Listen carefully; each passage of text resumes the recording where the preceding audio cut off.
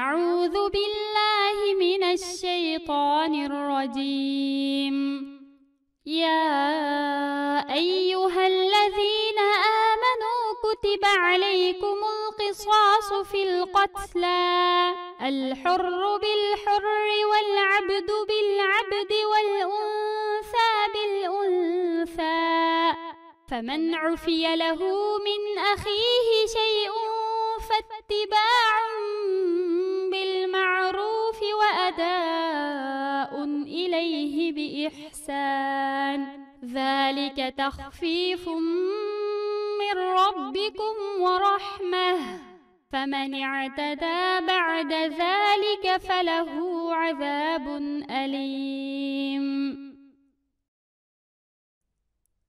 Allahqa va uning payg'ambariga iymon keltirgan islom shariatiga amal qiladigan kishilar, Allah sizlarga qasdan odam o'ltirgan qotildan birga bir qisos elishni buyurdi.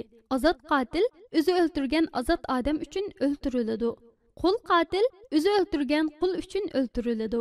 Ayol qotil o'zi o'ltirgan ayol uchun o'ltiriladi. Qotil o'ltirilguchining egilari tarafidan afu qilinib, qisos elishning o'rniga diyet, ya'ni qotil jinoyatining kechirim qilinganligi uchun beradigan moddiy to'lam berishga buyurilsa, har ikki taraf islom axloqi bo'yicha ish ko'rib, kechirim qilg'uchi qotildan diyetni kuch ishlatmay chiroyliqcha talab qilishi, qotilningmi diyetni kechiktirmay, kemaytmay to'liq berishi lozim.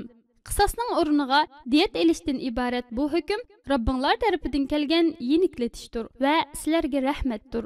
Chunki buningda sizlarga o'ng'aylik va manfaat bor.